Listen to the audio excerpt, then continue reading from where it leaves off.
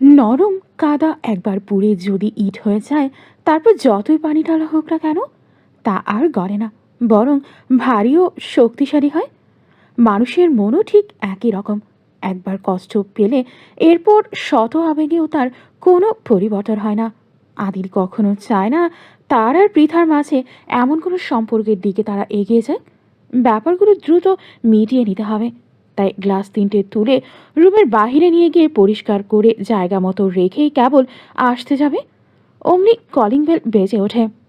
বাবা এসেছে বলেই আদিল গিয়ে ডোর খুলে দিতেই সেই চেনা চরিত উজ্জ্বল হাসি তার বাবার মুখে দেখতে পেল।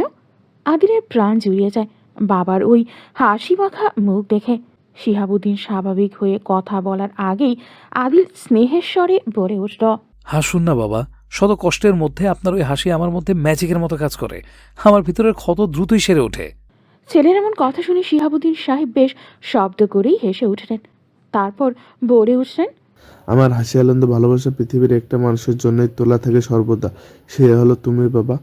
শিহাবুদ্দিন সাহেব ভেতরে ঢুকতেই আদিল দরজা বন্ধ করে দিল। এরপর সে তার বাবার কাছে এগোতেই তিনি জানতে চাইলেন, আমাদের মুকুট রানী কি স্বাভাবিক আছে? সে আমার অভিমানে কিছু করে ফেলেনি তো?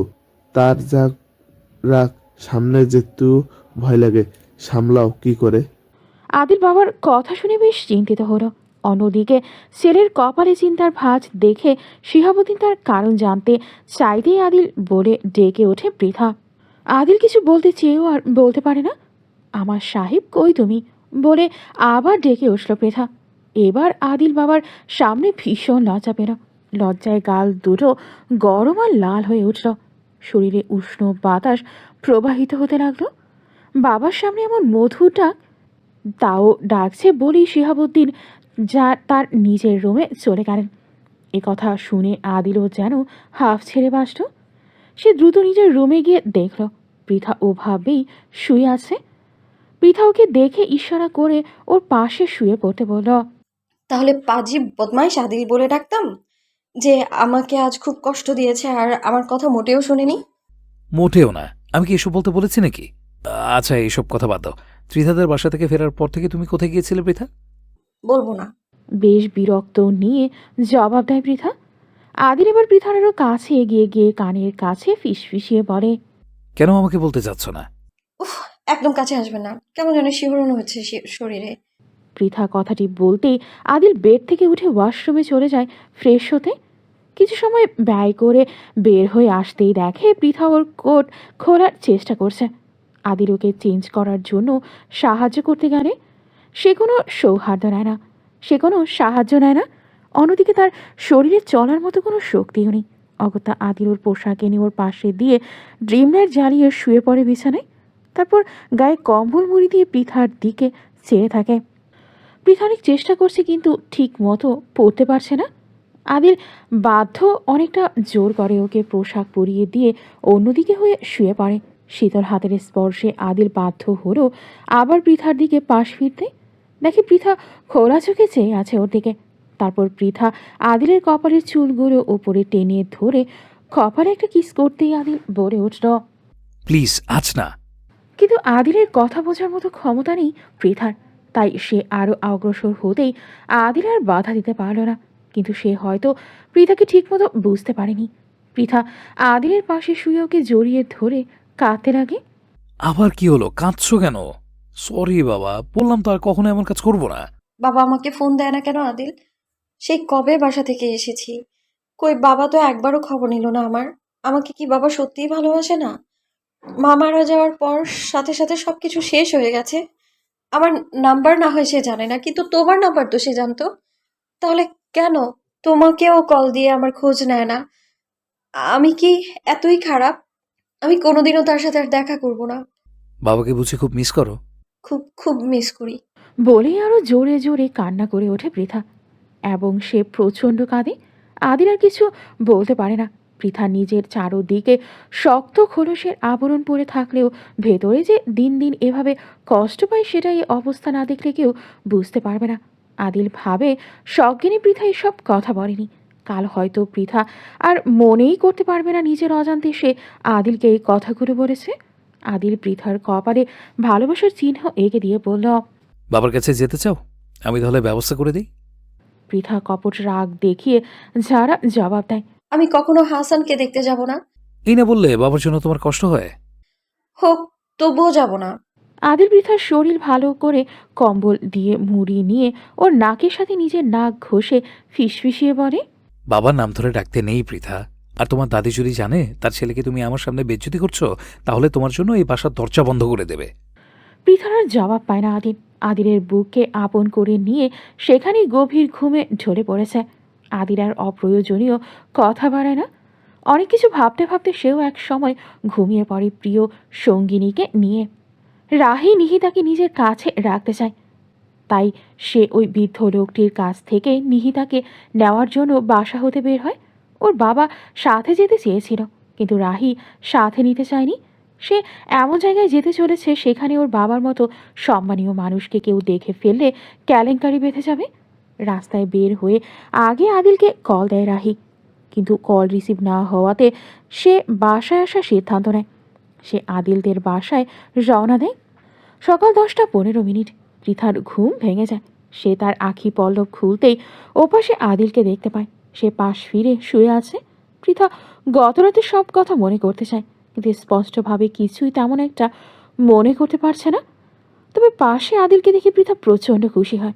পৃথা পেছন দিক থেকে আদিলকে জড়িয়ে ধরতেই আদিল বলে ওঠে। আমি একটা ডিসিশন নিয়েছি, তোমাকে বাবার সাথে বাসা পাঠিয়ে দেব। পৃথা ভেবেছিল আদিল ঘুমিয়েছিল, কিন্তু না, সে তো ঘুমায়নি, বরং সাথে উদ্ভট কথা অবধি বলছে। কথাগুলো শুনে পৃথা অবাক হয়ে প্রশ্ন করে। শুধু আমি কেন? তুমি যাবে না? আপাতত আমি যাব না, এক্সাম শেষ হলে যাব। দাদা, বাবা আর তুমি যাবে। বাসায় একটা মাহফিলের আয়োজন করা হয়েছে, আমাদের দুজনের ভেতর একজনকে সেখানে থাকা উচিত। আমি তো বিজি, তাই তোমাকেই যেতে হবে। এমন কথা শুনে পৃথা সাফ জানিয়ে দেয় সে এই বাসা ছেড়ে কোথাও যাচ্ছে না, এবং কথাটা বলেই বেশ রাগ নিয়ে বেড থেকে উঠে পড়ে। কিন্তু ওদিকে আদিলও নাছর বাঁধা, পৃথাকে যেতেই হবে। পৃথা ফ্রেশ হয়ে রুম থেকে বের হতেই ড্রয়িং রুমে এক বরখা পরা মহিলাকে দেখতে পায়। হঠাৎ মহিলাটি বলে ওঠে। আপু, তুমি এতক্ষণ অবধি ঘুমাও? কণ্ঠ শুনে পৃথা বুঝতে পারে এটা রাহি। সে কাছে এগিয়ে যেতেই রাহি বলল। আর সময় নষ্ট করো না তো, আমার এক জায়গায় যাব, জলদি রেডি হয়ে নাও। সেই কখন থেকে তোমার জন্য বসে আছি, তোমারও তো কোনো পাত্তাই নেই। পৃথাও অফারটি লুফে নিল। সে বাসায় উপস্থিত না থাকলে ওকে আর গ্রামের বাসায় যেতে হবে না, তাই যে করেই হোক বাহিরে যেতে হবে। সে আদিলকে ছাড়া কোথাও যেতে চায় না। রাহি ওকে কোথায় নিয়ে যেতে চায় সেটাও জানার প্রয়োজন বোধ করল না পৃথা। পৃথা দেরি না করে দ্রুত রুমে গিয়ে রেডি হতে থাকে। আর তাকে রেডি হওয়া দেখে আদিল রসগোল্লার মতো চোখ করে বলে ওঠে। কি ব্যাপার, এত সাজগোজ করছো যে? তুমি কোথাও যাচ্ছ? কাল তুমি ত্রিদাদের বাসায় গিয়েছিলে, সেটা কি আমায় বলেছিলে? তাই আমি কোথায় যাব না যাব সেটা আমার একান্তই ব্যক্তিগত ব্যাপার। কথাগুলো বলেই নিজের কাজে মনোযোগ দিল পৃথা। কথাটি শুনে হুড়মুড়ি উঠেই রুমের বাহিরে গিয়ে দেখে রাহি চা পান করছে। এখানে কেন? আদিলকে দেখে রাহি সালাম দিতেই আদিল বলে ওঠে। তোমরা কি কোথাও যাচ্ছ? রাহি খুশি মনে মাথা দুলিয়ে হ্যাঁ বলে। কোথায় যাওয়া হচ্ছে? রাহি প্রথমে ইতস্তত বোধ করে, কিন্তু পরে বলেই ফেলে নিহিতাকে নিতে যাচ্ছে তারা। আর এই কথা শুনে আদিলের মাথায় যেন চড়ক পড়ে। সে প্রচণ্ড রেগে যায়, তবুও নিজেকে সামলিয়ে বলে। সেদিন এত বড় একটা কাণ্ড ঘটলো, তারপর কোন সাহসে তুমি ওদের ডেরে যেতে চাও? আপনি নিশ্চিন্তে থাকেন ভাইয়া, আমরা যাব আর আসবো, আপুর কোনো সমস্যা হবে না। তুমি তো নিজেই নিজেকে সুরক্ষা রাখতে পারো না, সেখানে অন্যকে কিভাবে সুরক্ষা প্রদান করতে পারবে রাহি? আমার মনে হয় এসবে তোমার আর নিজেকে জড়ানো উচিত নয়।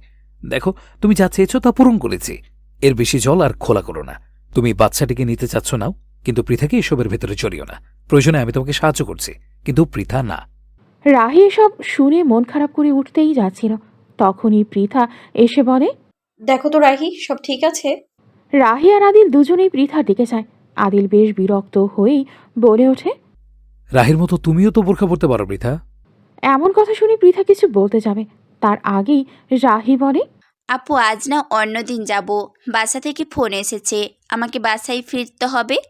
পৃথা আদিলের দিকে যায়। এই সুযোগ সে কখনোই হাতছাড়া করতে চায় না। সে রাহির হাত ধরে মাজেদা বেগমের কাছে গিয়ে হাসি মুখে বলে। দাদি, আমরা একটু বাইরে যাচ্ছি, আসতে সন্ধ্যা হয়ে যেতে পারে। মাজেদা বেগম কোনো কথা বলে না। গতকালের রাগ তার মনে এখনো জমা আছে বেশ ভালোভাবেই। পৃথাও আর কিছু বলে না, না বলে রাহিকে নিয়ে বের হয়ে যায়। অসহায় রাহি আদিলের দিকে তাকানোর আর সাহস পায় না। ওরা বাহিরে এসে গাড়িতে উঠতেই আদিলও এসে সামনের সিটে ড্রাইভারের পাশে বসল। সেটা দেখে রাহি খুশি হলেও পৃথা বেশ ভয় পেয়ে গেল, কারণ আদিল থাকলে আর সন্ধ্যা অবধি সে বাহিরে থাকতে পারবে না, আর ওকে গ্রামের বাসা যাওয়া থেকে কেউ আটকাতে পারবে না। এই কথা ভেবে ওর দু চোখ ছলছল করে উঠল। প্রতিমধ্যে রাহি অনেক কথা বলল, কিন্তু পৃথা কোনো শব্দ করল না। ওর মাথায় বেশ চিন্তা, বারবার দোয়া করতে থাকে তাকে যেন শিহাবুদ্দিনের সাথে না যেতে হয়। গাড়ি গন্তব্যস্থলে পৌঁছাতেই আদিল নামল। অতপর রাহি আর পৃথার নামতেই গাড়ি অন্য জায়গায় পার্কিং করতে গেল ড্রাইভার। রাহি কিছুটা ভীতস্বরে আদিলকে বলল, ভাইয়া, আপনি এখানে থাকেন, আমি আর আপু ভেতরে যাব। আদিল এটা মনে হয় আগে থেকেই জানতো, তাই পৃথার ফোন ওর পার্স থেকে বের করে নিজের ফোন থেকে কল দিয়ে আবার রিসিভ করে বলল, কল যেন কাটা না হয়, এখানে ব্যাক করা অবধি লাইন যেন না কাটে। কথাগুলো বলে পৃথার কানে দুটো ইয়ারফোন গুঁজে দিয়ে বলল। এবার যাও। রাহি নির্দিষ্ট নাম্বারে কল দিতেই একটা গাড়ি এসে তাদের নিয়ে যায়। তাদের গন্তব্যস্থল যে আরও কিছুটা দূরে। বৃদ্ধা মানিক মিয়ার স্ত্রী ফুলুন বেগম হিমিহিতাকে খাওয়ানোর অনেক চেষ্টা করে, কিন্তু মেয়েটা একদমই খেতে চায় না। হাত পা ছুটতেই সব খাবার পড়ে যায়। এতে রেগে গিয়ে ফুলুন বেগম চিৎকার দিয়ে বলে, এমন জানলিম সাওয়াল জীবনেও দেখিনি। কবে যে বাড়ি থেকে এই আপদ যাবে, জীবনটা তেতো করে ছাড়লো। স্ত্রীর এমন কথায় তিনি বেশ বিষণ্ণ হয়ে গেলেন, কারণ আজই শেষ দিন এই বাচ্চার। এমন সময় তার ফোনে কল আসতেই কান্নারত নিহিতাকে কোলে নিয়ে বাহিরে চলে গেলেন। রাহিদের একটা রুমে বসতে দিয়ে ছেলেটি বাহিরে যায়, আর এমন সময় মানিক মিয়া রাহিদের কাছে নিহিতাকে নিয়ে আসে। এরপর তিনি রাহির সাথে কথা না বলে পৃথাকে বেশ গভীরভাবে দেখল। তারপর রাহি নিহিতাকে নিয়ে বের হতেই মানিক মিয়া বলল, মা, যদি কিছু মনে না করো তাহলে তুমি একটু এগোতে পারো। আমি এই মেয়েটির সাথে কথা বলতে চাই। রাহি নিহিতাকে পেয়ে খুব খুশি, তাই কিছু না ভেবে দ্রুত সামনে যেতে থাকে। অপরদিকে মানিক মিয়া মুচকি হেসে পৃথার উদ্দেশ্যে বলল, আপনার স্বামী আপনাকে এভাবে একা ছেড়ে দিল? মানে? বেশ বিব্রতভাবে জবাব দেয় পৃথা। আপনাকে এই অবস্থায় একা ছেড়ে দেওয়ার মতো এতটা বোকা নয় তো আপনার স্বামী। অবশ্য তিনি আপনার আশেপাশেই আছেন। কি সত্যি বলছি তো? বেশ মুচকি হেসে জবাব দেয় মানিক মিয়া।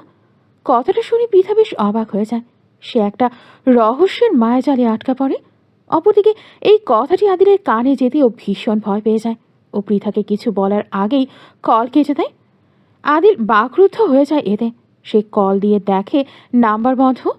পৃথা নিজেই কলটি কেটে দিয়েছিল, কারণ বৃদ্ধটি তাকে কিছু বলতে চায়। সে ফোন পার্সের ভেতর রেখে প্রশ্ন করে, কি বলতে চান আমায়? শুনেন, হয়তো আপনার খারাপ লাগবে, আমি একটু বেশি তেতো কথা বলতে পছন্দ করি, তাই ব্যাপারটি জানা আপনার জন্য অনুচিত। তারপর লোকটি কি যেন ভাবে। সে পৃথাকে বিষয়টি জানানোর জন্যই তো মনস্থির করেছে, তাহলে পিছু হটার কোনো প্রশ্নই আসে না। তিনি বলেন, আপনি কি জানেন, শুধুমাত্র আপনার জন্য আজ রিয়াদের বাবার এই পরিণতি, সাথে ওই ছোট বাচ্চাটির জীবনও এই অবস্থায় এসে দাঁড়িয়েছে। মানুষের অবহেলা আর ধিক্কার নিয়ে তাকে বাঁচতে হচ্ছে। আপনার স্বামীর উপর হামলা হয়েছে এবং আপনার স্বামী জায়গায় তার বন্ধুর করুণ মৃত্যু। এত সব জীবন বিলীনের একটাই কারণ, সেটা আপনি নিজে। আপনি কতটা সেভে আছেন সেটা জানি না, তবে আপনার স্বামীর জীবন বিপন্ন। যদি আপনার কারোর সাথে খুব ভালো লিঙ্ক থাকে তাহলে তাদের সাথে যোগাযোগ করুন। আর একবার রাহির দিকে তাকান, তাহলে সমস্ত উত্তর আপনি খুঁজে পাবেন। সত্যি কথাটি কি জানেন, আমরা যারা কালো জগতে ঢুকে যাই তাদের মায়া নামক জিনিস থাকে না, কারণ মায়া ছাড়া আমাদের ধ্বংস করা কারোরই সাধ্য নেই। আমরা সবাই সাথে যতটা সম্পর্ক বিচ্ছিন্ন করব ততটাই আমরা নিরাপদে থাকব। আর ঠিক এই মায়ার কারণেই রিয়াদ মারা গেছে। কথাগুলো বলে চোখ মুছে মানিক মিয়া। তারপর পৃথার হাতে এক টুকরো কাগজ গুজে দেন তিনি। জীবনে খুব কঠিন সময় আসলে তবে এই নম্বরে কল দিও। মনে রেখো, তোমার একটি কল তার জীবনে বিপদ ডেকে আনবে। রিয়াদের মতো তাই অপ্রিয়জনে তার সাথে যোগাযোগ করবে না। আর শোনো, রাইকে এই ব্যাপারে কিছু বলো না। সে যদি জানে সব কিছু, তাহলে তোমাদের ভিতর আর কোনো সম্পর্ক থাকবে না। যতটা ভালোবেসে রাই তোমাকে এখনো এখানে এনেছে, ঠিক ততটাই ঘৃণার চোখেও তোমাকে কাছ থেকে দূরে রাখবে। তাছাড়া এসব কথা তোমার স্বামীকে বলো না। দেখা গেল তোমার কাছের শত্রুই তোমার বধ করার জন্য অপেক্ষা করছে। এরকম গুরুত্বপূর্ণ আরও কিছু কথা বলে মানিক মিয়া পৃথাকে। তারপর প্রাইভেট কারের কাছে এগিয়ে দিয়ে তিনি আবার বললেন, কিছু মনে করেন না, তোমাকে তুমি করে বলাই, বয়সে খুব ছোট, তাই তুমি করেই বলছি। তারপর তিনি চলে যান। পেছন ফিরে একবারও তাকালেন না তিনি। এসব শুনে পৃথা একদম নীরব হয়ে গিয়েছিল। তার এত কিছু জানা ছিল না। সে গাড়ির ভেতর একদম চুপচাপ থাকে। তারা যখন আদিলদের কাছে আসে তখন আদিল নিজেও প্রচণ্ড ক্ষোভের সাথে পৃথার দিকে চেয়ে থাকে। আর এই চাহনি দেখে পৃথার সাহস হয় না আদিলের সাথে কথা বলার। ওরা আবার গাড়িতে ওঠে। তারপর এক স্থানে এসে পৃথা আর আদিল গাড়ি থেকে নেমে যায় এবং রাহি গাড়ি নিয়ে ওদের বাসার দিকে চলে যায়। আদিল একটা রিক্সা রেখে তাতে উঠতেই পৃথা বলে ওঠে, আমি বাসায় যাব না, আমাকে অন্য কোথাও নিয়ে চলো না। পৃথার কাঁপুনি ধরা আওয়াজে আদিল কিছুক্ষণ চুপ থাকে। পৃথার আবদার না করতে পারল না। অবশেষে রিক্সাওয়ালাকে ঠিকানা পরিবর্তন করে অন্য জায়গায় যেতে বলে। কিন্তু পথিমধ্যে আদিলের বাবার কল আসাতেই ওদের বাসায় আবার ব্যাক করতে হয়। তারপর আদিলের সাথে পৃথার আর কথা বলার সুযোগই থাকে না, কারণ পৃথাকে বাসায় রেখে আদিলের বাবার সাথে কিছুক্ষণ কথা বলে আবার বেরিয়ে যায়। নাসিমা পৃথার সমস্ত কাপড় গুছিয়ে দিচ্ছে লাগেজে।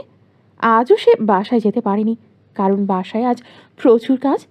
নাসিমা বেশ ভয়ে ভয়ে আছে, কারণ গতকালের সেই গ্লাসগুলো আজ সকালে এই রুমে পায়নি সে। কেউ সেগুলো ধুয়ে কিচেনে ঠিকঠাক জায়গা মতো রেখেছে। তবে আদিল কি জেনে গিয়েছে নাসিমার সম্পর্কে? তারপর সে আবার মনে মনে এটা ভেবেও স্বস্তি পায়, হয়তো দাদি ওই গ্লাসগুলো সরাতে পারে। দাদি সরালে কোনো চিন্তা নেই, তাই সে আরও কিছু দ্রব্য লাগেজে রেখে দেয়। পৃথা হঠাৎ নাসিমাকে প্রশ্ন করে, তুমি তো আমায় গত রাতে কিছু খাইয়েছিলে, সেটা কি ছিল নাসিমা, যার প্রভাবে রাতে আমার আর ঘুমই ভাঙেনি? আপনি খুব আপসেট ছিলেন, তাই ওটা আপনাকে বেশি মাত্রায় দিয়েছিলাম।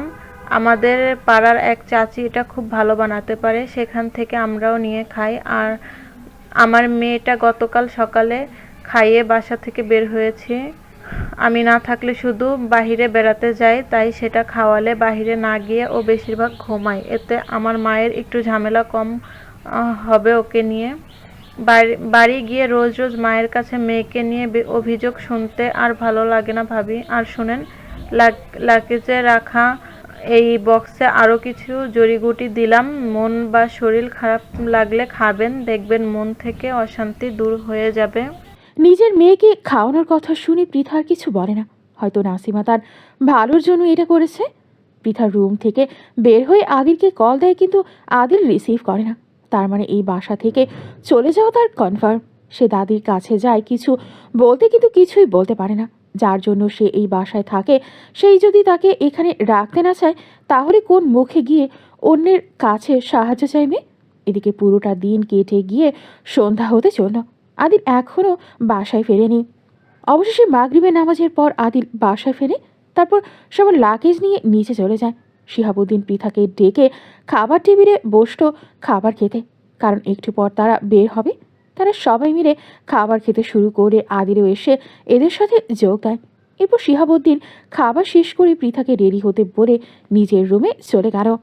পৃথাও খাবার শেষ করে রুমে এসে অপেক্ষা করে আদিলের জন্য, যদি শেষবারের মতো বোঝানো যেত ওকে। এক সময় আদিল রুমে আসতে পৃথা দরজা বন্ধ করে রেগে গিয়ে বলল, আমি কল দিয়েছিলাম, তুমি কল রিসিভ করনি কেন? বিজি ছিলাম। পৃথা প্রচণ্ড রেগে যায়। তার চেহারা দেখলে যে কেউ বলবে রাগের কারণে সে এই বুঝি কান্না করে দেবে। কিন্তু পৃথার দিকে না চেয়েই বেডে বসে ওর ফোন নিয়ে ব্যস্ত হয়ে পড়ে আদিল। সেটা দেখে পৃথা কেঁদেই ফেলে নিঃশব্দে, আর মনে মনে বলে, আমি কাকে নিয়ে সংসার করছি যে আমার কথা মোটেও চিন্তা করে না। পৃথা চোখের পানি মুছে আর আদিলের সামনে কাপড় চেঞ্জ করতে থাকে। অন্যদিকে আদিল চোরা চোখে আয়নার দিকে চেয়ে পৃথাকে দেখছিল, কিন্তু সে স্বাভাবিক। পৃথা একদম রেডি হয়ে ওর পোশাকের দিকে চাইতেই পৃথা বুঝতে পারলো আদিল ওর শরীর থেকে ছাড়া পোশাকের দিকে চেয়ে আছে। পৃথা চট করে সেই ড্রেসগুলো নিয়ে বাথরুমে চলে গেল।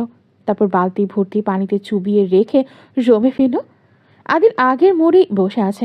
এদিকে পৃথার ধৈর্যের বাঁধ ভেঙে যাওয়ার উপক্রম। পৃথা বাহিরে যাওয়ার জন্য পা বাড়াতেই আদিল উঠে পড়ে। আদিলকে উঠে দাঁড়ানো দেখে পৃথা থেমে যায়। আদিল একটা শাল নিয়ে এসে পৃথার গায়ে জড়িয়ে দিয়ে বলে, বাহিরে প্রচুর ঠান্ডা। এই কথা বলার সাথে সাথে পৃথা তার গায়ে শাল দিয়ে আদিলকে জড়িয়ে ধরে কেঁদে ফেলে। আমি তোমাকে ছাড়া থাকতে পারবো না। তারপরও আদিল স্বাভাবিক। পৃথা আদিলকে একের পর এক কিস করে, শেষবারের মতো চেষ্টা চালায় তার মতো করে, যাতে সে আদিলকে মানাতে পারে। কিন্তু এবারেও সে ব্যর্থ। শেষে আদিল বলে ওঠে, প্লিজ মায়া বাড়ায়ও না, আমি যা করছি তোমার ভালোর জন্য করছি। আমি আর ভালো চাই না, আমি শুধু তোমার সাথে থাকতে চাই। আমার কেন জানি মনে হচ্ছে আজকের পর থেকে আমি এই বাসায় আর কোনোদিনও আসতে পারবো না, তাই প্লিজ। আদিল পৃথাকে ছেড়ে দিয়ে দরজা খুলে রুম থেকে বের হয়ে ওর বাবাকে ইশারা করল। ছেলের ইশারা পেয়ে শিহাবুদ্দিন পৃথাকে ডাক দিল। পৃথা কোনো কথা না বলে রুম থেকে বের হয়ে নিচে চলে গেল। তারপর সোজা নিজেদের গাড়ির পেছন সিটে বসে পড়ল। বসে আবার কান্না করতে শুরু করল। এদিকে পৃথাকে অবাক করে দিয়ে আদিল নিজেও এসে ওর পাশে বসল। পৃথা আবেগের সাথে বলে ওঠে, আমি ওই রাতের সাথে চাই। আমি একটা কাঁধ চাই, যার কাঁধে হেলান দিয়ে আজকের এই রাত আমি অতিবাহিত করতে পারি। আমার ঘুমানোর জন্য একটা কোল চাই। তুমি বলতে পারো আমি কিভাবে এই দীর্ঘ রাত একাকী পার করব? আদিল পৃথার কপালে ভালোবাসার ছোঁয়া দিয়ে ওর হাত নিজের গালের সাথে চেপে ধরে বলে, আমি প্রমিস করছি, আমার এক্সাম শেষ হলেই তোমার কাছে ফিরবো। তারপর তুমি যা চাও, যেইভাবে চাও, আমি তোমার কাছে সেভাবেই থাকবো। পৃথা বিশ্বাস করতে চায় না আদিলের কথা। সে ছাড়তে চায় না ওকে। বৃদ্ধ মানিক মিয়ার কথা শুনেও কিভাবে আদিলকে ছেড়ে যাবে। আর আদিল জেনে শুনেই পৃথাকে ওর কাছ থেকে সরিয়ে দিচ্ছে। পৃথা আদিলের হাত দুটো এক করে অনুরোধ করে বলে, আমি সারা জীবন নিজের মাথা উঁচু করে বাঁচতে শিখেছি, কোনো পরিস্থিতিতেই কখনো কারোর সাথে আপোষ করিনি। কিন্তু আজ আমি হাজারো বার চাচ্ছি তোমার কাছ থেকে আমাকে সরিও না প্লিজ। আমাদের সব পরিকল্পনা যে সব সময় সাকসেস হবে, এটার কোনো গ্যারান্টি আমরা কেউ দিতে পারবো না। আমার থেকে আমার বাবা তোমাকে বেশি নিরাপত্তা দিতে পারবে। এই কথাটি বলেই আদিল গাড়ি থেকে বের হয়ে আসে। এই কিছুক্ষণ পর আমজাদ সাহেব পৃথার পাশে বসে আর শিহাবুদ্দিন সামনে বসে ড্রাইভ করার জন্য। আদিলের দাদি এসে ছেলের কপালে চুমু খেয়ে বলে, ফোন সব সময় খোলা রাখিস, কখন ফোন দিব সেটা জানি না, তবে ফোন যেন খোলা থাকে। তারপর তিনি তার স্বামীর কাছে এসে বলেন, মেয়েটার খেয়াল রেখো, অনিচ্ছাই যাচ্ছে তোমাদের সাথে, ওর শরীরও খুব একটা ভালো নেই। আদিল যাওয়ার আগ অবধি ওর আশেপাশে থেকে মেয়েটি কিন্তু একা। এরপর তিনি সেখান থেকে সরে আসেন। শিহাবুদ্দিন গাড়ি থেকে আবার বের হয়ে আদিলকে বুকের সাথে জড়িয়ে ধরে অশ্রু ভরা কণ্ঠে বলেন, কোনো চিন্তা করবো না, মনোযোগ দিয়ে এক্সাম শেষ করো। পৃথার ব্যাপার আমার উপর ছেড়ে দাও। মনে রেখো, তোমার বাবা এবং তোমার স্ত্রী সর্বদা তোমার পশ্চে থাকবে। নিজের খেয়াল রেখো। কথা শেষ করে তিনি গাড়িতে উঠে গাড়ি স্টার্ট দিলেন। তারপর আবার ছেলেকে হাত নাড়িয়ে গাড়ি টান দিলেন। পৃথাদের গাড়ি চোখের সামনে থেকে অদৃশ্য হওয়া অবধি আদিল এক দৃষ্টিতে সেদিকে চেয়ে থাকে। গাড়ি চোখের আড়াল হতেই চোখের পলক ফেলে আর চোখ দিয়ে কয়েক ফোঁটা অশ্রু ঝরে যায় তার চিবুক পেয়ে। এমন সময় ওর ফোনে বেশ শব্দ করেই একটা মেসেজ ঢোকে। আদির সাথে সাথে সিন করেই সেটা দেখে পৃথার মেসেজ। সেখানে লেখা ছিল, আমি প্রেগনেন্ট। আদির ওর দাদি দেখে যায়। ওর দাদি বিষণ্ণ মনে বাসায় ফিরে যায়। আর আদিরের ইচ্ছে করে দৌড়ে গিয়ে গাড়িটি থামিয়ে পৃথাকে বের করে ওকে জড়িয়ে ধরতে আর বলতে, থেকে যাও না আমার পাশে। কিন্তু সময় ওকে সেই সুযোগ দেয় না।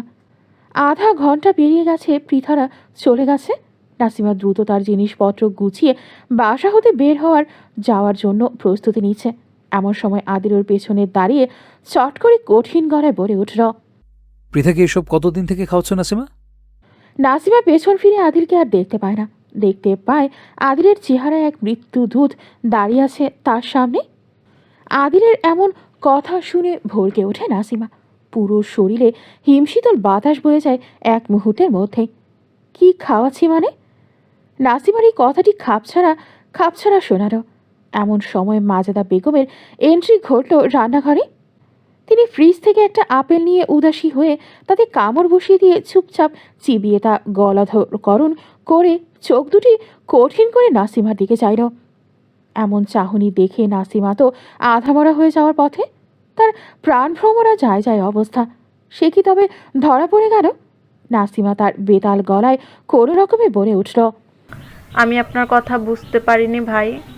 অপরাধীরা অপরাধ করে কিছুই বুঝতে পারে না। তাদের যদি বোঝার ক্ষমতা থাকতো তাহলে তারা কি এত সব অপকর্ম করতে পারতো, যেমনটা তুই দিনের পর দিন করেই চলেছিস। কথাগুলো বলেই মাজেদা বেগম একটু থামল। তারপর আবার আনমনে বলতে লাগলো, এতদিন ধরে পৃথা তোকে প্রতিবার সেভ করতো বলেই তুই আদিলের হাত থেকে দিনের পর দিন বেঁচে যাচ্ছিলি। সে যে কেন তোকে সুযোগ দিয়েছিল সেটাই আমি তো বুঝতে পারছি না। কিন্তু না, এত সুযোগ দেওয়ার পরও তো তুই শুধরানোর মতো মহিলাই নস। নিজে তো একবার ভাবতে পারতিস, যদি ব্যাপারটা আদিল জেনে যায় তাহলে সে তোর কী হাল করবে। এবার নাসিমার প্রাণ পাখি ওর শরীর থেকে বের হওয়ার পথে, কিন্তু সেটা ওর গলায় এসে আটকে গেল। সাথে সাথে সে দম ফাটানো কাশি দিয়ে উঠল। এরপর এক গ্লাস পানি ঠকঠক করে গিরে স্বাভাবিক হয়ে গেল। নাসিমার এমন কাণ্ডে বোঝা গেল সে এইসব কাজে বেশ অভিজ্ঞ। মহিলাটি ভীষণ ধূর্ত, কিন্তু আমাদের আদিলও তো কম খেলোয়াড় নয়। এবার বের হয়ে আসলো আসল টুইস্ট। আদিল সোজা গিয়ে নাসিমার ঝুড়ির মধ্যে হাত ঢোকালো। তারপর একে একে বের হয়ে আসতো বিভিন্ন নেশা জাতীয় দ্রব্য। সেগুলো দেখেই আদিলের মাথা খারাপ হয়ে গেল। গতকাল রাতেই নাসিমার উপর সন্দেহ হয়েছিল আদিলের। এরপর আজ আবার পৃথার লাগেজ চেক করতে গিয়ে ওই দ্রব্যগুলো পেয়ে আদিল নিশ্চিত হয় এসব নাসিমারই কাজ। তাই পৃথা যাওয়ার অপেক্ষায় সে শুধু ছিল। অন্যদিকে নাসিমা ভেবেছিল আদিলের সামনে কিছুক্ষণ অভিনয় করে একবারই বাসা থেকে বের হতে পারলেই সে আর জীবনেও ধরা দেবে না। তার ধারণা ছিল আর যাই হোক আদিল ওর গায়ে হাত তুলতে পারবে না। একটু কটু কথাই না হয় শুনতে হবে। তাই সে মরা কান্না করতে শুরু করল। আর তখনই নাসিমার সমস্ত ধারণা মিথ্যা প্রমাণিত করে আদিল হাতের উল্টো পিঠ দিয়ে ওর গালে কষে একটা থাপ্পড় মেরে দিল। সাথে সাথে মাজেদা বেগম এসে আদিলকে টেনে অন্যদিকে নিয়ে গিয়ে জোরে একটা ধমক দিয়ে বললেন, এসব কি করেছিস তাই বলে গায়ে হাত তুলবি? আদিল ক্ষিপ্ত হয়ে চিৎকার দিয়ে বলে, আমাকে এখনো চিনতে পারোনি নাসিমা। এখনো আমি স্বাভাবিক আছি, আর একবার যদি আমার সীমা পার করে ফেলি তাহলে তোমার অস্তিত্বই গিলে ফেলবো। তাই বলে ফেলো পৃথাকে এসব কেন খাওয়াচ্ছিলে। নাসিমা আদিলের পা চেপে ধরে ডুকরে কেঁদে ওঠে। ভাই আমি সত্যি বলছি, ভাবিকে শুধু দুশ্চিন্তা থেকে বাঁচানোর জন্য একটু করে খাইয়েছিলাম, এর বাইরে আর কিছু নেই। তাছাড়া এগুলো ভেজাল লতাপাতা দিয়ে তৈরি। আমার স্ত্রী ডিপ্রেশনে থাকে সেটা আমি তার সাথে একই বিছানায় শুয়েও জানতে পারলাম না, আর তুমি একটা কাজের মেয়ে হয়ে সেটা জেনে গেলে, সাথে তার প্রতিকারও বের করে ফেললে। আমার স্ত্রী সন্তান সম্ভবা, আর তাকে কিভাবে এসব খাওয়াচ্ছ? বলে নাসিমার গলা চেপে ধরেই বসা থেকে দাঁড় করালো আদিল। গলায় অতিরিক্ত চাপের ফলে নাসিমা জোরে জোরে কাশতে লাগলো। মাজেদা বেগম আবার আদিলের পথে বাধা হয়ে নাসিমাকে ওর হাত থেকে ছাড়িয়ে নিলেন।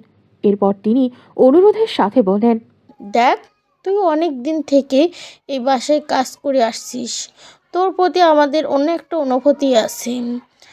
আমরা তোকে আঘাতও করতে চাই না। শুধু একটা কথা বল, পৃথাকে মারার জন্য এসব করিসনি তো?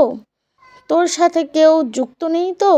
আমাদের সাথে আর বিশ্বাসঘাতকতা করিস না নাসিমা। জীবন যাবে তবুও নাসিমা মুখ খুলবে না, কারণ এতে তার নিজের এবং তার পরিবারের জীবন মৃত্যুর প্রশ্ন জড়িয়ে আছে। সে শুধু কোনো মতে বাসা হতে বের হতে পারলেই হয়, বাকিটা তারা ব্যবস্থা করবে। তাই সে এবার মাজেদা বেগমের পা চেপে ধরে বিনয়ের সাথে বলতে থাকে, ওটা শুধু পৃথা ভাবিকে কিছুক্ষণ ভালো রাখার জন্য দিয়েছিলাম, আর এই জড়িগুটি শরীরে খুব ভালো, আমরা সবাই খাই। এবার আর আদিল সহ্য করতে পারে না। সে দ্রুত এসে নাসিমার চাপা শক্ত করে চেপে ধরেই দূরে ধাক্কা মারল। সে হুঙ্কার ছেড়ে বলল, কোন বইয়ে লেখা আছে স্নেক ওয়াইন একজন গর্ভবতী নারীর শরীরের জন্য ভালো, আর আমাকে এসব ঝড়িগুটি নামক নেশাদ্রব্য সম্পর্কে শেখাতে আসছো? একদম মার্ডার করে ফেলবো তোমাকে। নাসিমা কোনো মতে ফ্লোর থেকে উঠে বলল, বিশ্বাস করেন আমি কিছু জানি না এসব সম্পর্কে। আপনারা বরং আমাকে পুলিশের হাতেই তুলে দেন, তারা না হয় আমার বিচার করুক। আমি এটা বুঝে গেলাম, আপনাদের ব্যবহারে মানুষের কখনো উপকার করতে নেই, এতে বেশি শিক্ষা হয়ে গেছে আমার দাদি। এমন কথা শুনে আদিল প্রচণ্ড ক্ষোভের সাথে বলে উঠল। দাদি, ওকে আমার চোখের সামনে থেকে যেতে বলো, ওকে যেন দ্বিতীয়বার আর না দেখি। কথাগুলো বলে আদিল ওর রুমে চলে গেল। আর অন্যদিকে নাসিমা যেন মনে মনে হাফ ছেড়ে বাসত। সে চোখের পানি মুছে দ্রুত বাসা হতে বের হয়ে গেল। বাসা হতে বের হয়ে মুচকি হাসল নাসিমা, কিন্তু মনে একটা খটকা থেকে গেল। আদিল আর মাজেদার মতো মানুষ নাসিমাকে এত সহজেই ছেড়ে দিল। মাজেদা বেগমের কথা না হয় বাদ দেওয়া যায়, কিন্তু আদিল, সে এত সহজে ছাড় দেওয়ার মানুষ তো আদিল নয়। এত সব চিন্তার মাঝেই নাসিমা একটা অটো ধরে বাসা ফেল। আর এসেই যা দেখলো তাতে যেন সে পাহাড় থেকে জমিনে পড়ে গেল। পুরো ঘর জুড়ে ওই সব জড়িগুটি আর বিভিন্ন মাদক দ্রব্য। এসব দেখে তার মাথা ঘুরে গেল। এগুলো যদি ভুলেও পুলিশের হাতে পড়ে যায় তাহলে সারা জীবন জেলের ঘানি টানতে হবে। তাই সে তাড়াহুড়ো করে সব লুকিয়ে ফেলতে যাবে। এমন সময় অন্য ঘর থেকে চাপা কান্নার আওয়াজ আসে। নাসিমা সেগুলো ছুঁড়ে ফেরে পাশের ঘরে যেতেই ওর হুঁশ উড়ে গেল। তার 11 বছরের মেয়ে নিতু গলায় হাত চেপে ছটফট করে চলছে। অন্যদিকে নিতুর নারী মেয়েটাকে বারবার বলছে, কেন সব গেলতে গেলি? মানুষ যা দেয় তাই খেতে যাবে, তোর কি হুঁশ নেই? নাসিমা মায়ের ঘাড়ে হাত দিয়ে ওর মা নাসিমার দিকে চেয়েই ডুকরে কেঁদে উঠল। নাসিমার আর বুঝতে বাকি রইল না ওর মেয়ে কী খেয়েছে। সে মেয়েকে বমি করানোর চেষ্টা করতে থাকে। অন্যদিকে মেয়ের অবস্থা আরও খারাপের পথে। নাসিমা তার মেয়েকে হসপিটালেও নিয়ে যেতে পারছে না, কারণ তার পুরো বাসার আনাচে কানাচে নিষিদ্ধ মাদকদ্রব্যগুলো ছড়িয়ে ছিটিয়ে আছে। সে চিন্তা করতে পারে না এখন সে কী করবে, কার থেকে সাহায্য নেবে। সেই দ্রব্য পৃথার খাবারে নাসিমা মেশাতো তা আজ নিজের মেয়েই একসাথে অনেকগুলো খেয়েছে। নাসিমার মস্তিষ্ক মুহূর্তেই হ্যাং হয়ে গেল। সে কি করবে সব কিছু যেন ভুলে গেল অতিরিক্ত মানসিক চাপে। ওকে যারা এই দ্রব্য দিয়েছিল তাদের কাছে কল দেয় নাসিমা। সে সব কিছু খুলে বলে, তারপর তাদের কাছে সাহায্য চায়। কিন্তু সব কিছু শুনে অপরদিকের ব্যক্তির সাথে সাথে ফোন বন্ধ করে দেয়। নাসিমা বারবার চেষ্টা করেও কোনো লাভ হয় না। সে পাগল প্রায় হয়ে যায়। সে জানে এসবে আদিল জড়িত। সত্য কথা বলা না অবধি আদিল ওকে ছাড়বে না। এভাবেই নীরবে যন্ত্রণা দেবে নাসিমাকে। সে বাধ্য হয়ে আদিলের কাছে কল দেওয়ার সিদ্ধান্ত নিতেই ওর মেয়ে মারা যায়। চোখের সামনে নিজের মেয়েকে চিকিৎসার অভাবে মারা যেতে দেখে নাসিমা নিজের বুক চাপড়াতে চাপড়াতে গলা ফাটিয়ে চিৎকার দিয়ে ওঠে। সে বারবার আদিলের নাম ধরে ওকে অভিশাপ দিতে থাকে। আমি আমার সন্তান হারিয়েছি শুধু তোর জন্য। আল্লাহ যেন তোর এই সন্তানের মুখ থেকে তোকে বাবা ডাক না শোনায়। আমি যে কষ্ট পাচ্ছি তোকে যেন এর থেকে বেশি কষ্ট দেয় আল্লাহ। এক সন্তান হারা মায়ের দোয়া কখনো বিফলে যাবে না। এরপর নাসিমার মুখে যা আসে তাই বলে আদিলকে অভিশাপ দেয় আর কাঁদতে থাকে। অথচ আদিল এই বিষয়ের সাথে মোটেও জড়িত ছিল না। তবে আদিল আগে থেকে বুঝতে পেরেছিল এই বাসায় কয়েকদিন থেকে অচেনা কিছু লোকের আসা যাওয়া চলছিল, আর এই কারণেই সে পৃথাকে এখান থেকে সরিয়ে দিয়েছিল। তাছাড়া আজ যখন পৃথার লাগেজ থেকে ওই দ্রব্যগুলো পেয়েছিল তখন সে সেটা নিয়ে বাসা থেকে রাস্তায় বের হয়ে বেশ কঠোর চাহনিতে মাদক দ্রব্য ফেলে দিয়ে আসে। তারপর সে বাসায় এসে ওপর থেকে দেখতে থাকে সেটা কেউ কুড়িয়ে নেয় কিনা। এতে কিছু সময় পর একটা ছেলে সেটা কুড়িয়ে নিয়ে বেশ মনোযোগ দিয়ে পরীক্ষা করে কাকে যেন কল দেয়। ব্যাপারটি আদিল জেনে গেছে সেটা তারা বেশ ভালোভাবেই বুঝে গিয়েছে। তাই তারা সেখান থেকে দ্রুত সরে গিয়ে নাসিমার সাথে শেষবারের মতো কন্ট্যাক্ট করে সব বলে দেয়। সে মুখ খুলে কিন্তু খবর আছে। তারপর ওই লোকগুলো নাসিমার উপর আর ভরসায় না থেকে ওর বাসায় একটা ফাঁদ পেতে রাখে। কিন্তু সেই ফাঁদে নাসিমা না পড়ে তার মেয়ে নিতু পা দেয়, যার জের ধরে নিতুর মৃত্যুর মতো করুণ একটা কাহিনী ঘটল। আর আদিল নাসিমাকে ছেড়ে দিয়েছিল এই কারণে যে আদিল নাসিমাকে ছাড় দিলেও ওই লোকগুলো তাকে ছেড়ে দেবে না, কারণ তারা নিশ্চিত ছিল নাসিমা তাদের জন্য বিপদ ডেকে আনবে। তাই নাসিমার চালে নাসিমাকেই ফেলে দিল আদিল। আর বাকি তথ্যগুলো আদিল ঠিকই বের করে ফেলবে। তাছাড়া সামান্য ছুঁচো মেরে সে তার হাত গন্ধ করতে চায় না। আর এত কিছু জানার পর আদিল নিশ্চয় বসে থাকবে না। 4 দিন পরে পৃথা এই 4 দিন আদিলের সাথে কোনো যোগাযোগ রাখেনি, এমনকি কোনো সুযোগও রাখেনি আদিলের জন্য। মনের ভেতর বিশাল জলরাশির সমান অভিমান লালন করছে। দুপুরে কোনো এক আত্মীয়র বাসায় যাওয়া নিয়ে শ্বশুরের সাথে বাক্য বিনিময়ও কম হয়নি। সেই আত্মীয়র বাসায় আজ রাতের দাওয়াত ছিল সবার। পৃথা শরীর খারাপের বাহানা দিয়ে যাবে না বলে রুমে শুয়ে আছে। সে তার বাবার সাথেও দেখা করেনি। এমনকি ওর বাবা জানেও না পৃথা এখানে এসেছে। পৃথা শুয়েছিল। এমন সময় আদিলের বাবা এসে দরজায় নক করে। পৃথা বিরক্ত সহকারে মাথা উঁচু করে দেখল তার শ্বশুর এসেছে। ও কিছু না বলে আবার শুয়ে পড়ে। শিহাবুদ্দিন সাহেব বুঝে যায় তার রুমে ঢোকার অনুমতি মিলেছে। তিনি ধীর পায়ে এগিয়ে এসে পৃথার পাশে বসে চুপ করে রইলেন। তারপর কিছু সময় কেটে যাওয়ার পর বলে উঠলেন, সত্যি কি তোমার শরীর খারাপ? এমন কথা শুনে পৃথা তেড়ে উঠে বিছানায় বসে বলল, আচ্ছা, আপনার কি লজ্জা বলতে কিছু নেই? আপনি ভালো করেই জানেন আমি আপনার সাথে কথা বলতে চাই না, তাহলে কেন বারবার আমার সাথে কথা বলতে আসছেন আপনি? আপনি কি ভেবেছেন আপনার এই মিঠা মিঠা কথার জালে আমায় বন্দি করবেন আপনি? কক্ষনো না। আপনি গভীর জলের মাছ হলে আমি সেই জলের কীটপতঙ্গ। তাই আমার সামনে ভালো মানুষের সাজতে একদমই আসবেন না। এতদিন আদিলের সামনে কিছু বলিনি মানে এই নয় সবসময় আপনাকে ছাড় দিব। আমি তোমাকে বিরক্ত করতে চাইনি। বাসার সবাই চলে গেছে তোমার জন্য, আমি সেখানে যেতে পারছি না। সবাই বলবে নতুন বউকে রেখে কিভাবে সেখানে গেছি। আমার একটা মান সম্মান আছে সবার কাছে, তাই তোমাকে নিতে এলাম। দীর্ঘশ্বাস ফেলে কথাগুলো বললেন শিহাবুদ্দিন সাহেব। এতেও পৃথার কোনো জবাব আসে না। তাই তিনি বাধ্য হয়ে উঠে চলে যেতেই পৃথা হঠাৎ করে প্রশ্ন করে, আমার বড় মামার কি দোষ ছিল যার জন্য তাকে মেরে ফেললেন? আমি ভালো করে জানি আমার বড় মামার খুনের পেছনে একমাত্র আপনারই হাত রয়েছে। যে আমার মামাকে খুন করতে পারে তার সাথে আমি কি রূপে ভালো ব্যবহার করব? আপনার জন্য আমি মামা বাসায়ও যেতে পারছি না, আমার বাবার সাথে যোগাযোগ করতে পারছি না। কথাগুলো বলতে গিয়ে পৃথার গলা ধরে এলো। চোখ দিয়ে কয়েক ফোঁটা অশ্রুজল ধেয়ে নেমে গেল গাল বেয়ে। আমি কাউকে হত্যা করিনি। বেশ কঠিন গলায় জবাব দিয়ে শিহাবুদ্দিন সাহেব রুম থেকে বের হয়ে গেলেন। এরপর তিনি কাজের মেয়ে সেরিনাকে পৃথার কাছে পাঠিয়ে দিলেন যাতে পৃথা রেডি হয়ে তার সাথে দাওয়াত খেতে যায়। সেরিনা এসে পৃথাকে রেডি হতে বলল। পৃথা কিছু বলতে পারে না, সে রেডি হয়ে নেয়। সেরিনা তা দেখে বেশ রাগের সাথে বলে। পৃথা বাধ্য হয়ে একদম পারফেক্ট ভাবে নিজেকে পরিপাটি করে রুম থেকে বের হয়ে শ্বশুরের সামনে দিয়ে হেঁটে বাড়ির বাহিরে গিয়ে গাড়ির ভেতর বসল। সেটা দেখা শিহাবুদ্দিন সাহেব পৃথার পাশে বসলেন। তারপর ড্রাইভার গাড়ি স্টার্ট দিলেন। প্রতিমধ্যে তাদের ভিতর আর কোনো কথা হয় না। আধা ঘন্টার পর তারা 7 থেকে 8 মিনিটেই পাড়ি দিয়ে সেখানে পৌঁছালো। পৃথাদের দেখে আদিলের দাদা গিয়ে ছেলেকে বেশ বকলেন। এইটুকু রাস্তা আসতে এত দেরি হয় কিভাবে? শিহাবুদ্দিন সাহেব তেমন কিছু না বলে শুধু পৃথার দিকে একবার চাইল, আর এতেই পৃথা মাথা নিচু করে রইল। আফজারউদ্দিন সব বুঝতে পেরে পৃথাকে নিয়ে ওদের সাথে পরিচয় করিয়ে দিলেন।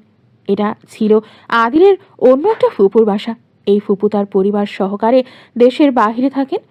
তারা দেশে এসেছেন আর এই সুযোগে পৃথার সাথে দেখাও হয়ে গেল তাদের। আদিলের ফুপু ডালিয়া পৃথাকে বেশ গভীরভাবে দেখলেন। তারপর নিজের পুত্রবধূর সাথে পৃথাকে পরিচয় করিয়ে দিলেন। ডালিয়া শিহাবুদ্দিনকে অন্যদিকে টেনে নিয়ে গিয়ে বললেন, আদিলের থেকে নাকি ওর বউ বয়সে বড়, এটা কি সত্য? শিহাবুদ্দিন বেশ বিস্ময়ের সাথে বড় বোনের দিকে তাকালেন। তার বোন এসেছেনই মাত্র কয়েকদিন হলো।